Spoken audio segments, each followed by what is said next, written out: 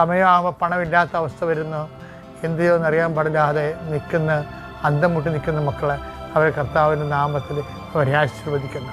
കർത്താവ് ഇന്നത്തെ മക്കളുടെ ചിന്തകൾ, ഇന്ന് മക്കൾ പേടിക്കുന്ന വിഷയങ്ങൾ, സങ്കടപ്പെടുന്ന സാഹചര്യങ്ങൾ, ആലോചിക്കുന്ന വിഷമതകൾ എല്ലാം കർത്താവ് ഏറ്റെടുക്കണമെന്ന് പ്രാർത്ഥിക്കുന്നു. കർത്താവ് ജീവിതമാർഗങ്ങൾ ലഭിക്കുമെന്ന് വിചാരിച്ച് പ്രതീക്ഷിച്ചിരുന്ന വിഷയം കയ്യിൽ നിന്ന് വിട്ടുപോയവർ സങ്കടപ്പെട്ട് കർത്താവെ അവർ ഒരു തരത്തിലും സമാധാനമില്ലാതെ വിഷമിക്കുന്നവരുണ്ട്. പല പല ബന്ധങ്ങൾ വിട്ടുപോയത് കാരണം, പല പല തരത്തിലുള്ള പരാജയങ്ങൾ വന്നുപോയത് കാരണം, പല ആശിച്ചിരുന്ന പല വിഷയങ്ങളും കയ്യിൽ നിന്ന് വിട്ടുപോയത് കാരണം, പ്രത്യേകിച്ച് റിസൾട്ട് കിട്ടാതിരുന്നത് കാരണം വേദനിച്ച് ജീവിക്കുന്നവരുണ്ട്. കർത്താവെ അവർക്ക് പുതിയൊരു ജീവിതം നൽകണമെന്ന് പ്രാർത്ഥിക്കുന്നു. ഇനി ഇതുപോലെ പോട്ടെ, എങ്ങനെയും പോയി കൊടുക്കട്ടെ, തീർന്നല്ല എന്ന് വിചാരിച്ചുകൊണ്ട് നിരാശപ്പെട്ട് സ്വയം ജീവിക്കുന്നു.